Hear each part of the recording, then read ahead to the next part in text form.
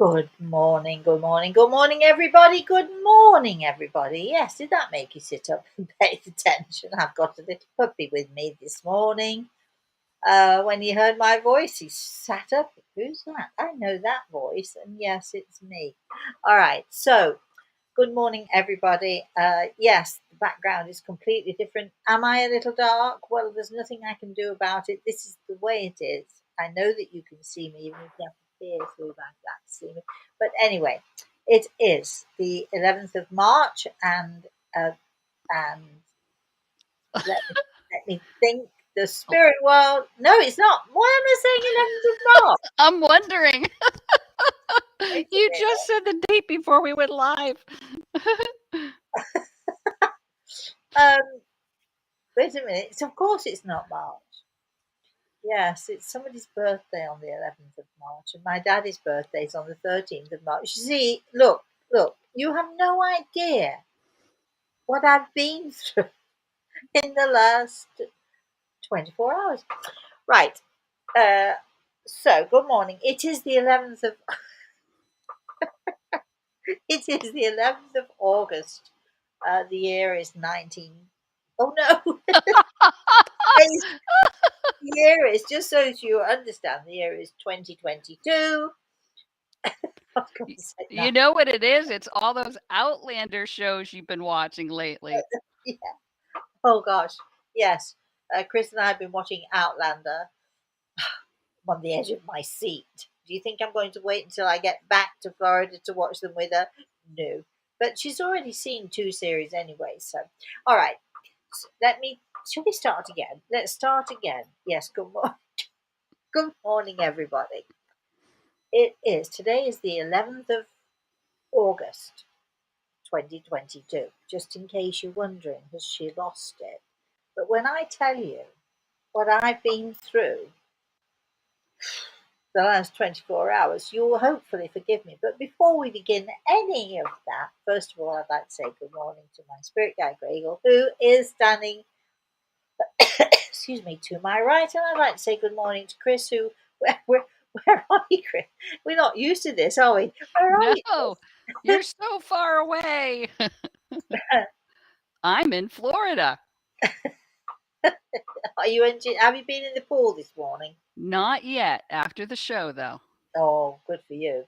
Well, it's so funny. Let me tell you, first of all, this will tell you my state of mind. When Chris and I were talking first thing this morning, just making sure that everything was working, that the I could get into to do the show, we could connect with Restream, etc.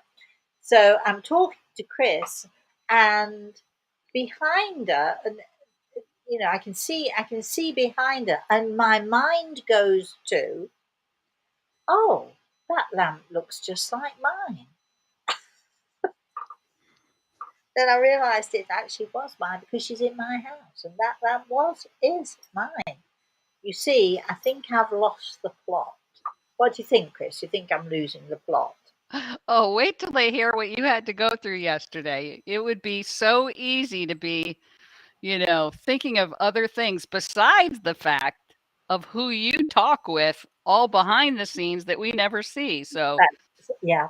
Okay. So I flew from Tampa yesterday um, to New York, and and I always fly with Delta, and I want to give a shout out to Delta because Delta is my airline of choice when I'm going in and out within the country. Delta is my definitely my airline of choice. They are brilliant. They have brilliant policies.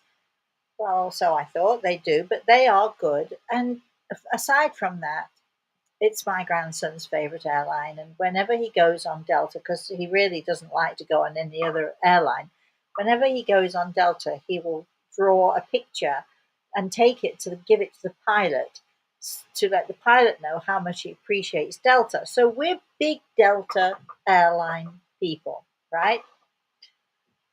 But I have a horror story for you, and it is not actually a very nice horror story. And it happened right in front of me, and there was really very little that I could do to stop it. First of all, the plane was delayed, and it was delayed for about 30 minutes. And, as Delta always does, they apologize, they explain why, and so on and so forth. And 30 minutes is nothing. Excuse me, in the big scheme of things, 30 minutes to wait for a flight to be delayed is nothing at all. So we are delayed. So then, as we are going through the plane, I'm not going to tell the story in, word for word, blow for blow, sort of thing. But as we're going through, the one of the stewardesses comes up, and I'm sitting 2 rows behind um, the wing, or the exit doors leading, if there's an accident or what have you, these exit doors. And the people who are sitting in those 6 seats, 3 on one side, 3 on the other, they have to agree, although they don't tell you this before you get on the plane, but they have to agree now. They have to actually verbally say yes to the stewardess that they are okay sitting there, because it will be their job. If there's a crash of any kind, it will be their job to help other people to get off of the plane. And so there is an 82-year-old lady sitting in the middle seat, and the stewardess does not explain why she's asking them. She just simply says, "These are the exits, and are you willing to help other people from the plane? If there's a problem." And so she asks. She goes around. They all say yes, yes. So she comes to the 82-year-old, and she says and how did I know she's an 82-year-old? That's part of the rest of the story. And the lady says, "Oh, I don't know. I don't think I'm up to that." And so, because she said no, she can't do it, then the stewardess, says, "Oh, hold on," and goes off. And now and then there's a bit of a kerfuffle, and the stewardess says to her, "You need to move. Not would you mind moving, or I want to put you somewhere where it's safer. No, you need to move." And then she says to the rest of the plane, "Is there anybody volunteering to sit here?" And the lady sitting next to me in the middle seat puts her hand up. Now, this is all happening sort of not the row in front of me, but the next row. So I can hear every single word that is being said. So now the old lady, confused, says, why are you making me move? I don't understand why you're making me move." And so the stewardess, and by this time they've also called the guy from the gate, they say to her, "You refuse to cooperate. You said you're not going to cooperate." And she said, "I never said that." And so an argument ensues. Now, yes, we know it would have been sensible for this little old lady, and she was a little old lady, it would be sensible for her to just simply have moved, but she was so upset about the injustice, because they kept telling her that you said you wouldn't cooperate, so you move or get off the plane. This is at the very beginning of the argument. They're already being somewhat aggressive towards her. In return, I will tell you, she was not aggressive, but she was definitely argumentative, because nobody was telling her what was happening, and she was confused. So the whole thing became a thing. You know how that sometimes happens, and people don't handle things the best way. Eventually, they, she agrees to move. But still, nobody's told her why she's having to move. Nobody's explained it to her, and they are being somewhat, I don't know what the word is, but let's say insistent and a little bit aggressive. "Move or get off the plane," is what they're saying to her. And she's confused. Well, she moves, she comes and sits next to me, and she is very upset. She's crying and so on and so forth, and really upset. So for the next 15 minutes, I sit with her, I hold her hand, I calm her down. She's sobbing and sobbing. She tells me that she's going to New York she's got to have blood work done, because she had cancer, and now she thinks it's come back. she kept telling me how afraid she was. And anyway, let's say for the next 15 minutes, we're waiting for the plane to go. And I calm her down. I suggest she takes some deep breaths and she relaxes. And I finally get her laughing. And at that point, we now get some other guy who comes on the plane, asks her, please get up from your seat. I'm going to tell you there's no kindness, no gentleness, no understanding, somewhat of a, let's say, passive aggressive little indifference going on here, but get up out of the seat. And I say, she's fine now. She understands and she's fine. There's no need for this. And in the meantime, she's saying, you're going to take me off the plane. She starts to panic. Don't take me off the plane. You're going to take me off the plane. And this goes on, and they do actually escort her off the plane. Not easily, because she still doesn't understand, but she has no choice. They take her off the plane and they kick her off the plane. The unfairness of it was beyond my understanding. I could really understand why she was angry. I've seen worse behaviour in people allowed on planes. Remember, she's 82 years old. It's not like she's going to do very much harm. But I will agree she was a little argumentative in the beginning, but now she's confused. She's disoriented, and they're very unkindly, with no gentleness, with nothing other than get off the plane. I didn't see this, but apparently I was talking to the pilot later, because I actually went to the pilot and complained about what was happening, and I was saying there was absolutely no need for any of it. And she calmed down and she was fine and she was passive, and there was no reason to throw somebody off the plane for having a misunderstanding. And the pilot said to me, well, you didn't see what she was like when she got off the plane. I said, you're right. But however she was and however she behaved when she got off the flight had probably to do with the injustice of the whole thing, much more than anything else. And I probably would have been spitting and not very happy if somebody had thrown me off the plane for such a thing. So the stewardess then says to me, we have a very strict no nonsense policy. If someone, if a passenger attacks the crew, my eyebrows went up into my hairline, and I said, "I'm sorry." She said, "Well, if anyone attacks the crew, then they get immediate." I said, "Who attacked anybody?" She said, "Well, verbally." And I said, "She's 82 years old. I doubt she could have done much damage." I'm telling you the little bits and pieces of it and the gist of it. And I would love to hear, some of you might be thinking, well, they did the right thing. I believe that they did not do the right thing. But let's suppose that they did the right thing. Let's suppose she did need to get off the plane for whatever reason. Right from the word go, there was no tolerance, no kindness, no gentleness. It was appalling. When she sat down next to me, I'm thinking, oh, great.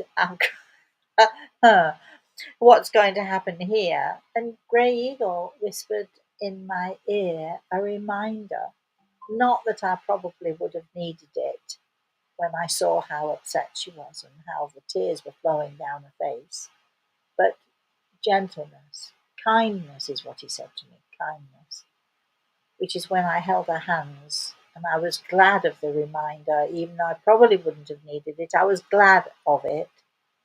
And I talked to her, and we were fine. So, anyway, as I said, I went to the pilot afterwards and I said my piece, and now I intend to say more to Delta, because I think they need to know you can't just because you're having a bad day. Now let's look at it from the crew's point of view. The plane is already delayed. They've now because they've made far more of it. They've made far more of it than there was. They're probably going back and forth behind the scenes, and now they've missed their slot. And now some passengers are getting upset, and one man actually yells out as they're escorting her off the plane, "Get her off! I want to get to New York." Such a nice, kind, gentle man, right? We can, yeah.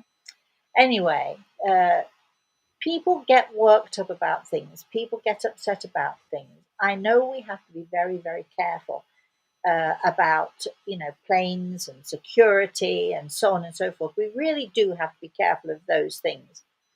But here we have an 82-year-old lady who's just going for blood work because the cancer's come back, and no danger to anybody at all, and absolutely, in my opinion, did not deserve that treatment. I did think, I'm ashamed to tell you, in an ordinary situation, if that situation had been occurring somewhere else, anywhere else, I probably would have stepped in and said, "Wait a minute, this is not right." But I too, being an old lady, was afraid that I would get dumped off the plane as well. You want to interfere? Off you go then. You can get off the plane as well. And I had to see my grandson. So I feel very guilty that I actually didn't stand up enough for this lady. But I am a great believer that if we see injustice, stand up and say something, do something. If you see injustice, if you see meanness, stand up and say something. So today I'm standing up, I'm saying something. I did say something to the guy who's escorting her off. I did speak to the pilot. Perhaps I didn't do enough, but anyway. So I'm standing up and I'm saying something. So whether you think I'm right or not, I'd be interested to know, because I know we all have security issues and security problems with any plane, and we want the airlines to be on our behalf. We want them to be aware and to take action when necessary. We do want that. But there is a fine line. No kindness, no gentleness, no giving the benefit of the doubt, no looking at the situation now, seeing a very calm, very quiet, very passive passenger who's obviously not going to cause any more trouble. Was there a need to throw her off the plane? In my opinion, absolutely not. Now, Chris, we don't know if it's the same person, do we? No, we don't. But later on, well, later on, last night, Chris saw something on an Instagram feed. Whether it's the same person, we don't know. I suspect that it is. But what did you see on that feed? It was an airline uh, site, right, Chris? Right. I subscribed to different airline Instagram posts, and this one was between air traffic control and airlines, and they kind of put up bloopers or interesting things that are said during conversations. And just before I went to bed last night, the last one I saw on it was um, a pilot responding back to the air traffic controller to say, "We need a delay.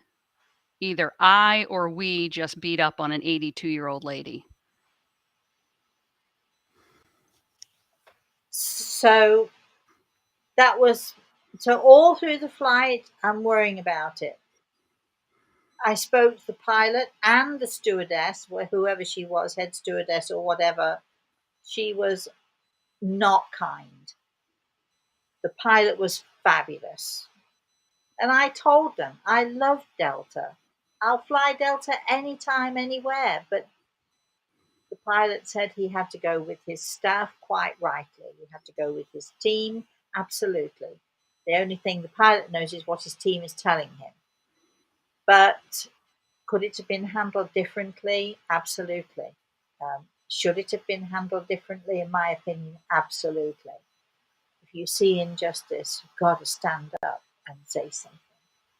The last time there was serious injustice, worldwide injustice, I think it was due to the Second World War, when a cruel and a mean uh, dictator set the world on fire. You never know when that injustice is going to raise up and affect, and you never know how it's going to affect different people. I'm still worried about that lady. I have no idea how to find out if she's okay or not. If anybody's got any ideas, let me know. Am I a softie? Yes, but I'm also very tough. And I would see absolutely, and I've been on planes before when I could see absolutely this person needs to be kicked off because they're roaring drunk or they're rolling around the aisles or they're seriously aggressive to the crew. Absolutely, they should be kicked off. But someone on that airline needs to know the difference between being aggressive and being argumentative. And being argumentative was what she was being because she had no idea why she should be moved because nobody told her. And that's the end of that then. That's it. Now, chocolate. Let's move on to a lovely subject.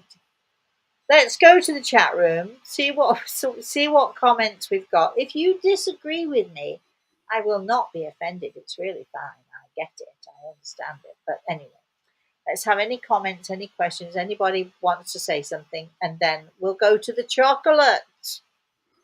All right. Starlit Tech says she was angry, rightfully so. You were so kind to comfort and calm her. They should have been more understanding and gentle of her. I think so.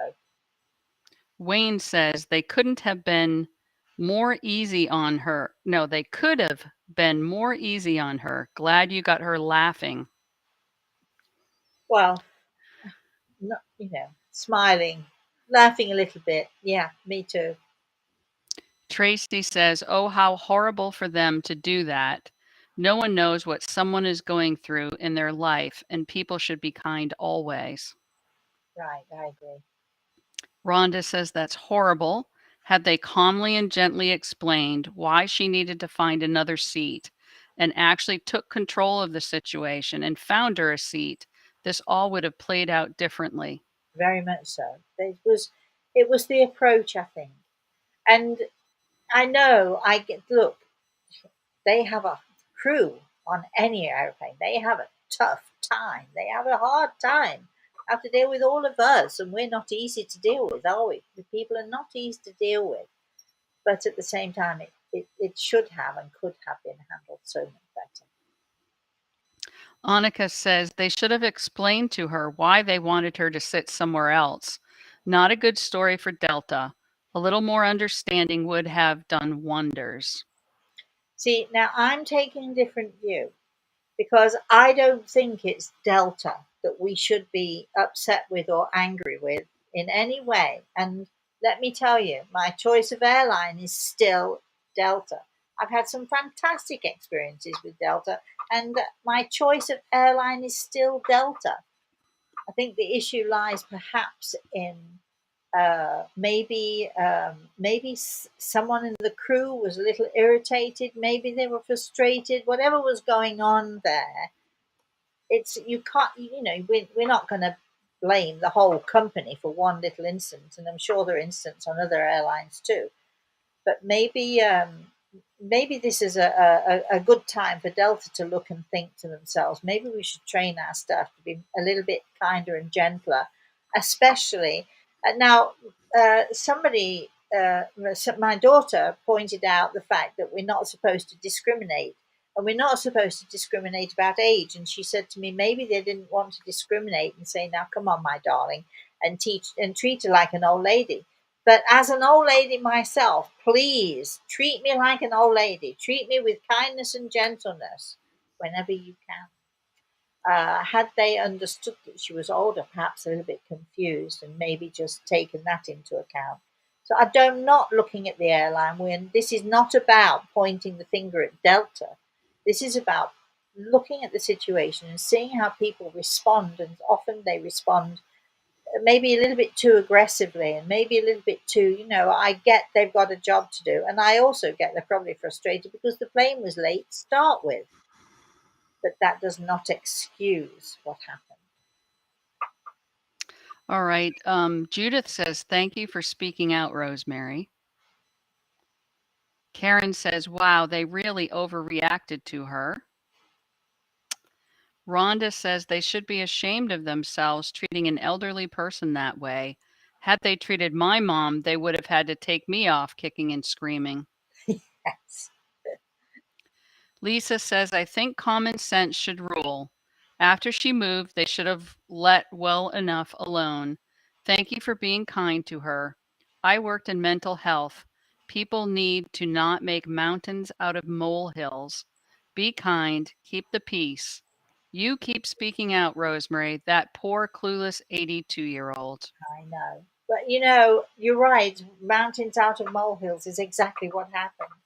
And for them to come 15 minutes later, when all is calm and quiet and we're all ready to go, why then take that action? It was beyond my comprehension. And even though the pilot was fabulous and explained it all to me, he was very patient with me. I'm sure the last thing he wanted was to have to talk to me when all he wanted to do was get home, having had this delay. He was lovely. He was very calm. He was very patient. The stewardess, not so much so. Uh, and I did it. I think if you're going to complain and if you're going to have something that you need to say, the best way to do it is with kindness yourself. You can't be, aggressive and go in there and say, hey, never flying on Delta again and never doing this and this again, because because then you're not behaving as you would require them to behave.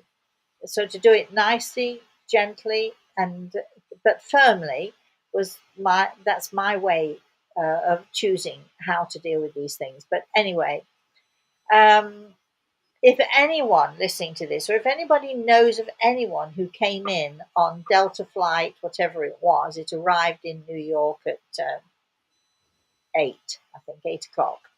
If you were on that flight, maybe you'd have something to say. Maybe I. There were three ladies sitting in seats behind me. The lady sitting next to me, the other side of this poor 82-year-old, as they're escorting her off, all she kept saying was, "That poor woman, that poor woman." So no, I'm not the only sympathetic person here. And the three ladies behind, one of them said, "Well, she did argue." And I said, "Well, she did, because they were telling her that she had said something that she actually had not said." They said that she had said, what was it? "I'm not going to cooperate." And you've said, why on earth would she take that? If somebody said to me I'd said something that I hadn't said, and especially something like that, I would have argued as well. I would have said, "Hey, that's not what I said." That's all she was trying to do. Anyway, there we go. I think any more quick comments, and then we're going to go to the chocolate. We're going to go to fun things. Well, there's a few more, Rosemary. So, Okay. Bridget says, Rosemary, I often feel I'm in an alternate universe where there is anger, violence, and people losing their humanity, acting like animals. I'm so disturbed. Really scary. What can we do? We This can is another example. Well, all we can do is to do our best to be kind and to reach out to people if we feel that there's been an injustice. And I could quite see, you know she was without a doubt argumentative, because she was basically saying, "What did I do? And you're telling me that I've said something that I actually haven't said." So I could see why she was riled up against the injustice of it, but she eventually did move her seat. Everything was solved. So why would the airline then take it to the next step? I think there are some people, Delta, if you're listening, if anybody's listening, you need to take a look at how your staff are approaching things like this. And I mean, uh, it's not like she's a 40-year-old man, uh, drunk and in the aisles. And I've seen that on at least a couple of occasions with my worldwide travels. And they allow them on the plane to sit quiet, just sit down and sit quiet. And of course they don't, but they still allow that. I get is different now. Travel is very different now. But can we just please be kind? That's all I'm saying. Let's just. What happened to that? Grey Eagle has always said to me, your world needs gentleness. Well, there was none of that on the plane with the staff, with the crew. There was none of that at all. Maybe they should think about it. How would they feel if their 82-year-old mother or grandmother had been subjected to this kind of thing? Chris. Jennifer's writing to us, Rosemary. She says she has a close cousin that was just diagnosed with brain cancer. It's weighing heavily on the family. Her brother died of a heart attack 7 years ago. Her mother, which is this person's aunt, is facing the possibility of burying 2 children, and this cousin is her last living child. She's hoping for some advice. Oh, you see, now we hear about real trouble, and first of all, let me just say, my darling, my heart goes out to you and to your aunt. I think it was, you said she was. Um, it's this is a very difficult thing. The advice is be there, listen, let your aunt know that you're always willing to listen, even if you're half a world away. We can, you know, we've got whatever it is we're doing this now. We've got Zoom and we've got FaceTime. We've got all of those things. When somebody's going through this sort of thing, there's nothing they can do to change it, but to know that they have friends and support and family, excuse me, is the most important thing. And that's what my advice would be. Support your aunt. Let her know that you're willing to listen. Don't talk too much. Let her know that you're listening. You're listening to her. Ask her how she's feeling. She'll if she feels that you're listening to her, she will tell you, and you can respond then from what it is that she tells you. And she's going to be very afraid. She's going to be very afraid for her children. She's going to be very afraid for herself without them. So just talk through that and support her as much as you can. Listen to her. Be there for her, even if you don't say anything. Be there for her and listen when she's ready to talk. Chris. Mary says her 13-year-old daughter Lillian is going through therapy for anxiety. She thinks Lillian is picking up on everyone's energy and doesn't know how to protect herself from unwanted energy. Do you have any advice? Um, I'm hoping that you've got a good therapist. My advice would be do not put her on medication. Uh, Again, this child needs to be heard. She needs to be listened to. She needs to talk about her fears and her anxieties, and she needs to be taken seriously. If she has a good therapist, then she'll do very well. Um, it's tough. It's a very tough situation, and each person it acts and reacts differently. So you need to pay attention to what the therapist is saying to your daughter, how your daughter is responding to her. Perhaps you could sit in on some of the sessions, not say anything necessarily, but sit in the background to make sure that the therapist is getting the best from your daughter and in the best way. Because just because someone is trained as a therapist doesn't mean that they're good. Having said that, there are some amazing therapists out there. So if you've got a good one, you'll be fine. But listen to this child and let her explain to you, even if sometimes we get impatient with our kids, don't we? And, "Oh, come on, well, it's just life." Some kids are more sensitive than others. So listen to her and try to explain to her if you can. Sensitivity is a good thing. It's not a bad thing. It brings with it, the more sensitive we are, the more pain and trauma we often experience. But it's not a bad thing. It's a good thing because the most sensitive people are the nicest people. So explain that to her and tell her that, then it's okay. But it's okay for her to be sensitive.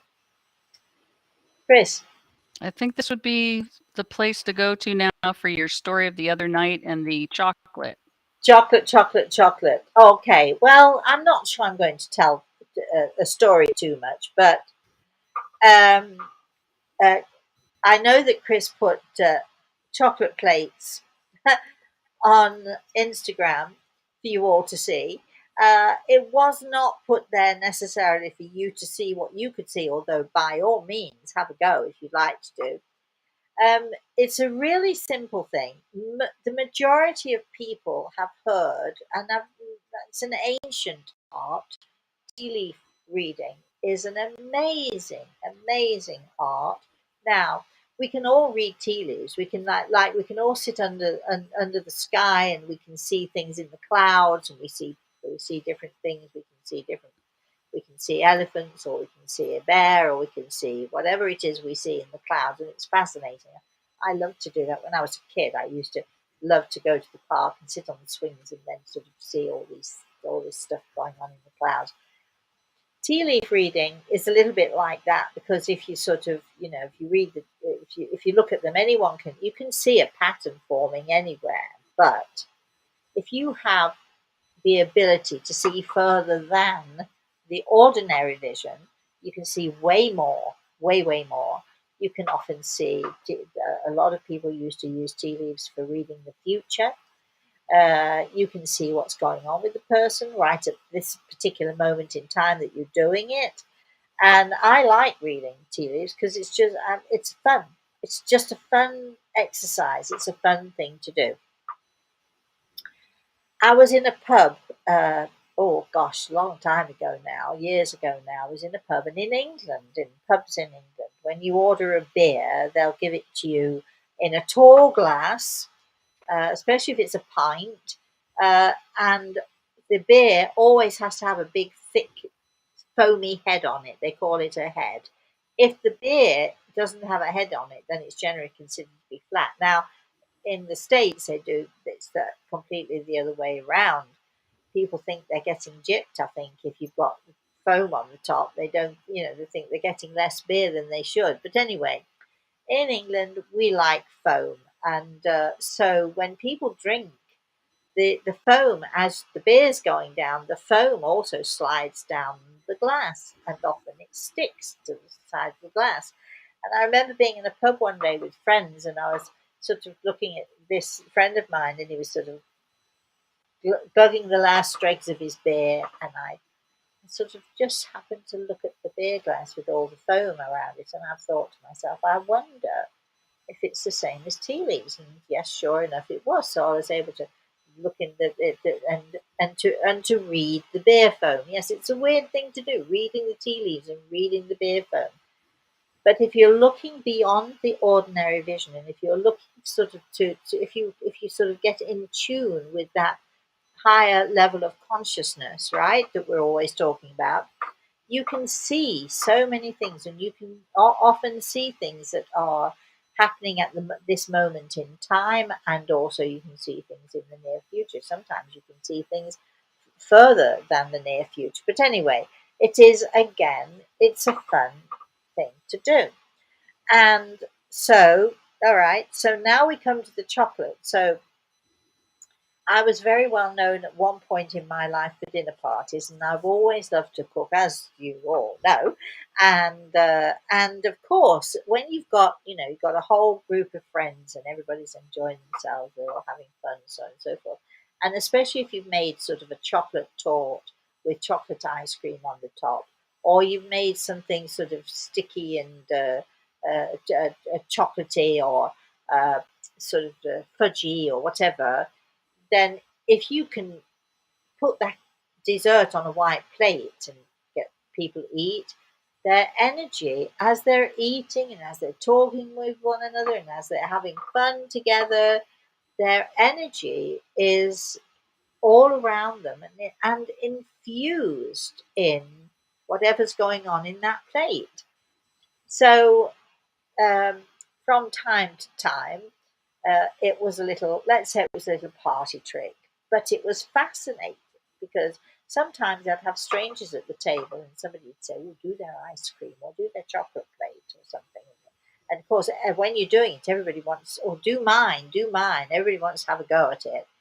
But when you have people that you don't know at all and you see all sorts of things in their plate, because it's me, right? So you get that it's me.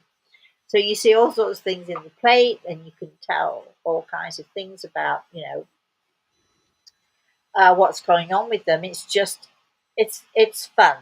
But from time to time, um, somebody will say something about, somebody will come over and they'll say, "You've got any chocolate ice cream?" I know what they're after, but they're good friends generally. So anyway, the other night, a friend of mine, we were celebrating. Chris and I went out with a friend of mine. We had dinner, and we had liver and onions. And my friend and I, we split the liver and onions. So I know some of you are cringing. She eats liver. Yeah, I do. I love liver. It's one of my favorite things to eat. I don't have it very often, but here we were.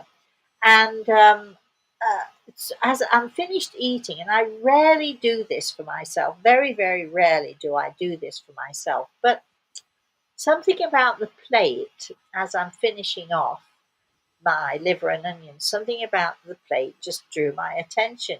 Yes, you can read gravy as well. Isn't this fun? Who knew?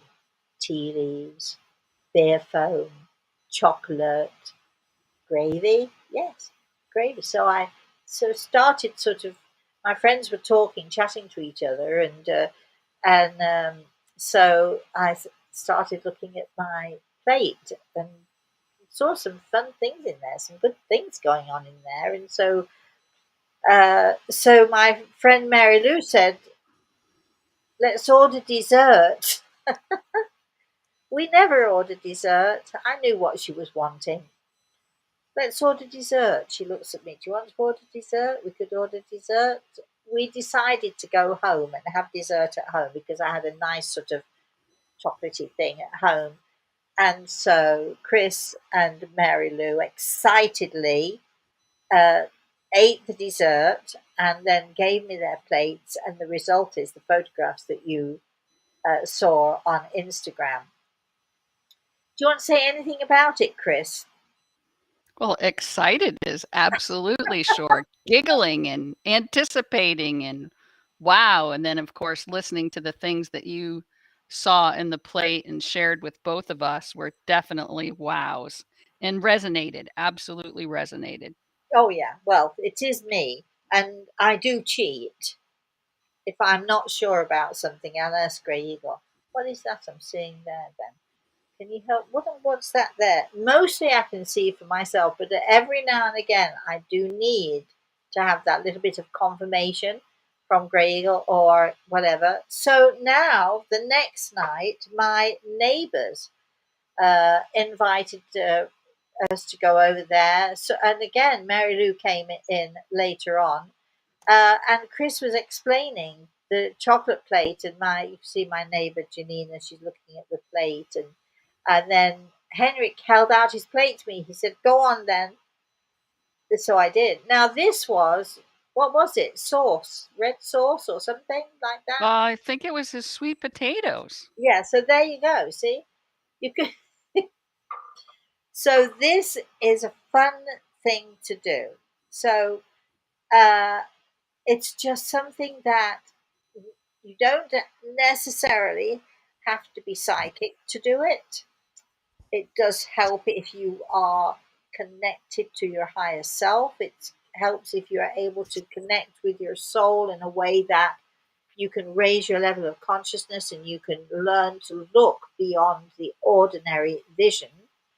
Um, there is an art, however, because it's not only what you see, it's also understanding what you see. And if you don't understand what you're seeing, that's where people go wrong. So, by all means, everybody, get down chocolate, gravy, um, whatever it is, something dark on a white plate works really well.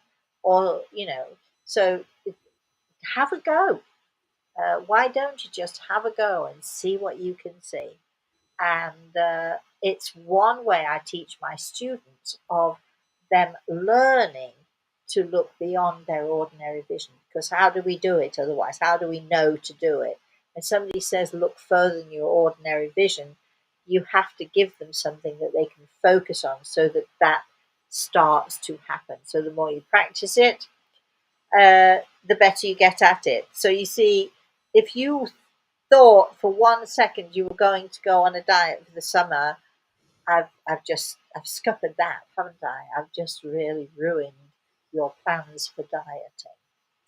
All right, Chris, what have we got here? We got questions, comments. We must be getting close to time, I know. Yeah, we still have about 15 minutes, but Michael was right in tune with you, Rosemary.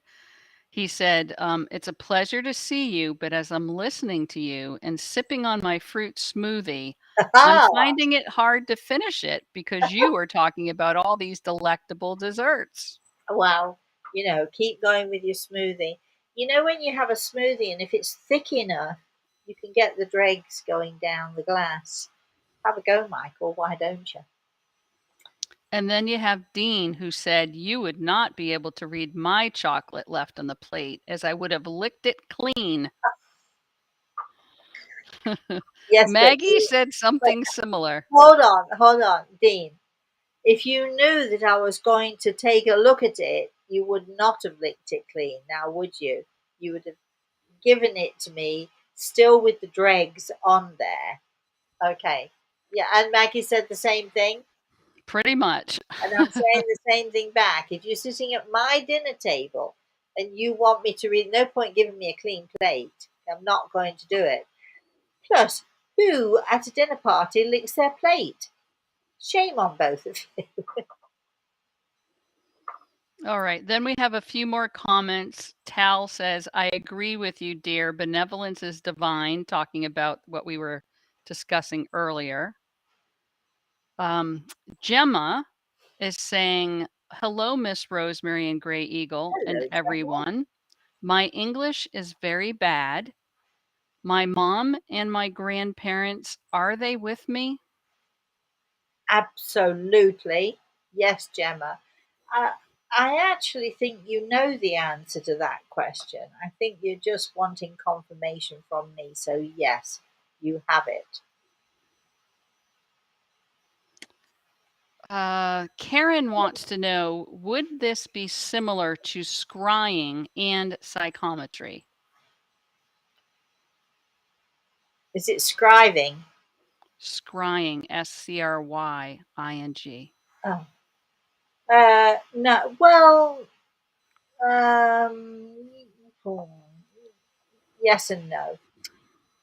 It is similar in that you do have to raise your level of consciousness. You do have to lift yourself up. But, years ago when gypsies did it, it was just something that they did. And it's something that I do. We don't really think about it. But if I'm wanting to help someone to become more in tune with their own self, more in tune with their higher self, and so on, it's one of the exercises I would give. And psychometry is something that I always do with my students in the beginning. We all do psychometry. Chris, we did psychometry with you, I do believe. Do you remember Yeah, this? we had it in your in-person classes. You've also done a few workshops with it as well. Yeah, I mean, uh, again, it's a fascinating way of what you're doing is you're giving people something to focus on and to focus beyond. You're not actually, for those of you who don't know what psychometry is, psychometry is when you take an object. Um, the general rule is, certainly in my uh, classes, the general rule is make sure that it's a piece of jewelry that has not belonged to anyone else, or if it has, it's somebody you know really, really well. It shouldn't be secondhand. It shouldn't, you shouldn't be do psychometry with a piece of jewelry that you found in an antique shop, because you'll never know whether you're right or not about what you're feeling or sensing. But it's best to have a piece of jewelry that somebody wears often, because again, it's about absorbing the energy. So if you're going to do psychometry, use a piece of jewelry that absorbs the energy over a fairly long period of time. So that when someone takes it, they're connecting with your energy and they're connecting through the object, whether it's a ring or a pendant or whatever it is, they're connecting through that to you and to your energy, and that can tell them many, many things. Psychometry is basically taking an object and being able to well to do whatever it is you do. You can actually find through the object. You can tell where it's usually kept. You can tell about the person. You can tell about the person whose piece of jewelry it is. You can get a lot of information. Often people use wedding rings, and you can tell it just through the energy through that wedding ring, connecting with the energy of the person. You can absolutely tell whether it's a good marriage, a bad marriage. It'll tell you. You can tell anything. Psychometry is a fascinating thing. Look it up. Psychon, something like that. Psychometry. Anyway, um, but this too long work for me to figure out this morning. But anyway, psychometry is a fascinating thing. So look it up. So, Rosemary, you do not have the pictures in front of you of your plate from the restaurant that night, I but do you not. did have a few comments on your Instagram post or your Facebook post, I'm not quite sure, where somebody had mentioned that they saw a book in your plate. Well, they wouldn't Did have you been want to able to see comment anything. on that? No, because they wouldn't have been able to see anything in my plate because because there was no photograph of my plate. There you go. No, the photographs that we shared on Instagram, they saw a Yeah, book on one of the photographs. but that wouldn't have been for me. Definitely would not have been for me because none of the photographs that you showed on the plate connect to me. Not my chocolate, not my ice cream, not my dessert. So not any of that energy that was seen on the plate has to do with me. That's all I can tell you. CMC says, "Would you please tell me if there are any messages or information my guardian angels or past loved ones need me to know?" Well, I was actually going to say, first of all, we're running out of time. Second of all, it's not a good day to do this. I'm still reeling from my travel experience. But then Grey Eagle whispered in my ear. So this, I can tell you, is from your loved ones. It's a simple, simple message. It's a very easy message. But I heard Grey Eagle whisper in my ear from your loved ones, be happy. Now, apparently, you struggle with that. You struggle with being happy. I'm not quite sure. There are a lot of people who struggle with being happy. They either feel guilty that they're the ones left behind, or that they if you're a retrospective soul, gosh, you will struggle with being happy. But for some reason or another, whatever it is that's holding you back from being happy, from living your life to the full, please, your loved ones want you to be happy. So would you strive for that? Agnes says, "Rosemary, we spoke to each other a few days ago about my question if you have tips to make a good offer. You gave me wise, comforting advice, and I'm letting you know that I got the little house, and I'm so happy." Good for you. I'm thinking, what is she talking about? Who is this? And now I do remember. I'm so thrilled. Your name is obviously on it, wasn't it? As I said to you earlier. How nice. Fabulous. Lorraine says, "I wear my mom's earrings. How do I perform this process? Do I just rub them as I'm wearing them?" No, you don't rub them. You don't. You just when you're doing it. What I like to do, and what I teach my students to do, is to sort of take, if it's an earring or whatever it is, a ring, and just hold it in your palm of your hand, and just hold it there, and just allow your energy to flow, allow your energy to flow and to connect with a piece of jewelry, and just see what happens. Let it flow. Don't try too hard. If you try too hard, it won't work. Michael says, I'd love to learn psychometry other than jewelry. What other items can it be done on? Oh, I've actually done psychometry on many things. I've done psychometry on a stone, would you believe? But it was a very special stone. It was actually a stone that someone's father used to carry around in their pocket. They'd pick this stone up from somewhere or another, and it was a special memory of a special stone, and it reminded them so much of things. So you could, so definitely anything at all, you can really do it with. Look, we can do it on chocolate, on a plate. Same sort of thing. Connecting with energy is the same sort of thing, Michael. So, just don't be put off. Just try different things, and you might find that you're able to do this better with one kind of thing than you are with another kind of thing. So, just anything that absorbs energy.